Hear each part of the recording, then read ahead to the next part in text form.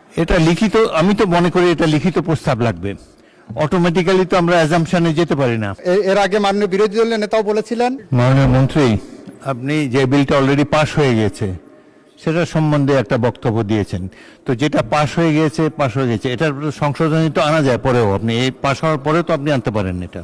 তো সেই জন্য এটা অপ্রয়োজনীয় হয়ে গেছে। শুধু এই সেকশনটা এই সাইবার সুরক্ষা আইন 2026 থেকে ডিলিট হবে।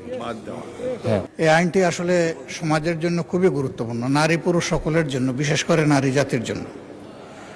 কিন্তু অতীতের অভিজ্ঞতা থেকে সবাই শঙ্কিত, এই জায়গাটাই সবাই তুলে ধরেছে যে আইনের যেন সঠিক প্রয়োগ হয়। যারাই বক্তব্য রেখেছেন সকলের বক্তব্যের সারবস্তু এটি। সুতরাং আমার মনে হয় নতুন কিছু আসার নাই। এখন বাকিরা স্যাক্রিফাইস করলে আপনি এটা আগাইতে পারেন। ধন্যবাদ। মাননীয় মন্ত্রী, আপনি কি এই বিলের উপরে বলবেন?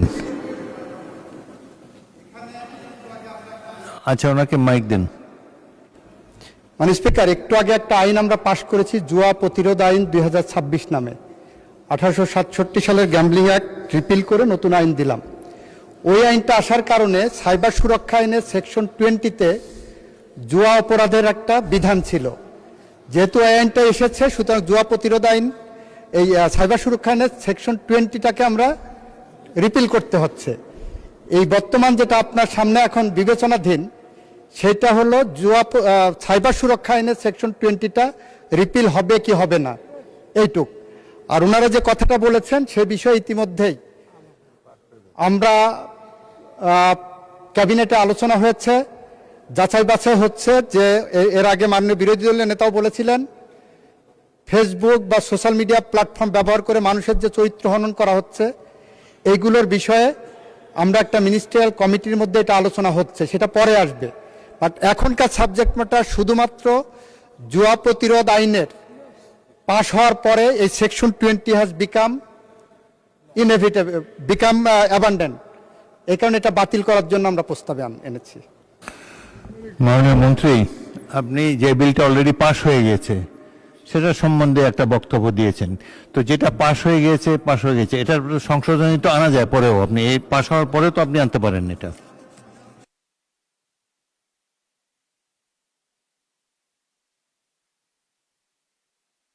কিন্তু এটা লিখিত, আমি তো মনে করি এটা লিখিত প্রস্তাব লাগবে। অটোমেটিক্যালি তো আমরা অ্যাজাম্পশনে যেতে পারি না।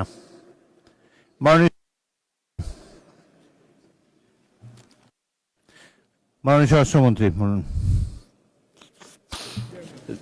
জুয়া প্রতিরোধ আইনটা যেটা পাশ হয়েছে, জুয়া প্রতিরোধ বিল 2026 নামে, সেইটা একদম স্পেসিফিক জুয়ার উপরে একটা বিস্তারিত আইন।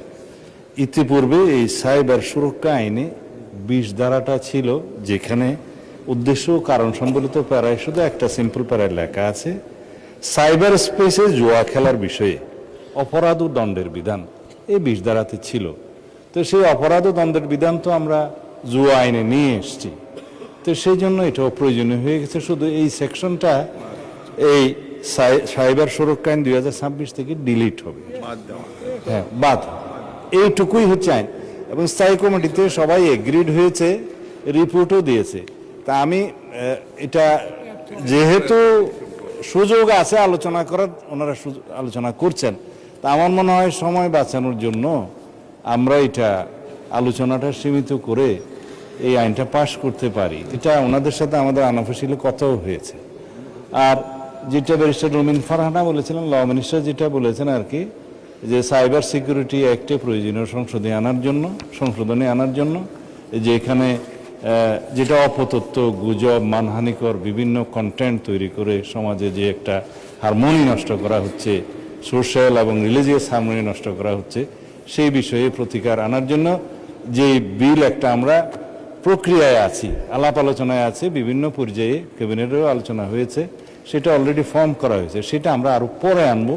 সেই জন্য মাননীয় সংসদ সদস্য যারা এই বিষয়টা উল্লেখ করেছেন তাদেরকে ধন্যবাদ জানাই। ধন্যবাদ মাননীয় স্পিকার আমাকে সুযোগ দেওয়ার জন্য। ধন্যবাদ।